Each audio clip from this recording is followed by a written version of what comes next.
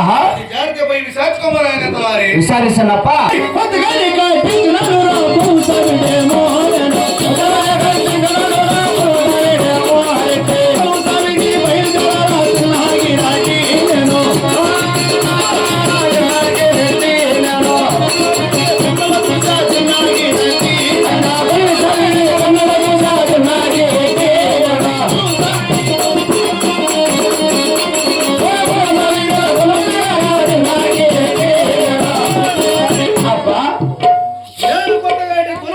కొలువిసావిడి 7 అంతస్తుల అద్దాల మాడిలో నా భార్య అయిన అందాల రాణి అపరూప సుందరి సుందరాంగి. అవునప్ప అది జాగ్రత్తగా పోయి మీ అమ్మ దొరకని మా అమ్మని పిలుచుకోరా మా ఇప్పుడు చెప్పు తీసుకొని అంత బిట్టిగా కూడా ఉంటుందా మా అమ్మ. మీ అమ్మని మురుసు కాదురా, మీ అమ్మ పరీక్ష పక్క.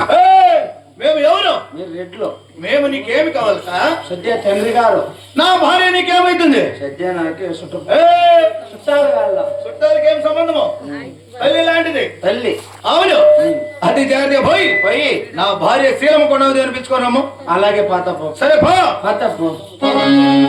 పాతపోరలే పాప అయ్యి పాతపోరా పంది కుక్క. పాత పాప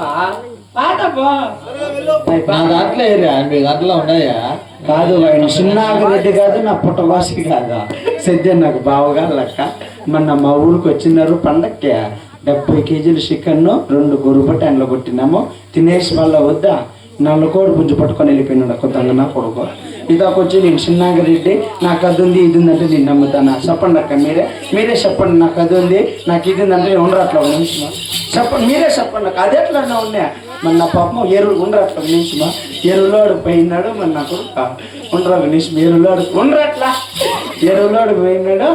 ఎరువులోడు 1,00,000 2 మంత్లు విక్కతాయి. అట్లా కానీ చెప్పకపోతే కొట్టి చచ్చిపోతాడు వాడు. ఆహా ఇప్పుడు వచ్చిన వారు పాల్గొన్న పరిపాలన చేసే చిన్నాగిరెడ్డి అతని భార్య శిలమ్మకొండమ్మ.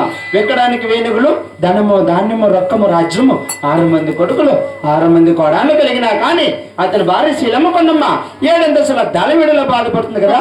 అద్దాల వేలకు పోయిన చేరి మా తల్లి శిలమ్మకొండమ్మ దుకాణి కారణం విచారించదు గాక. నీ వైపే వస్తున్నా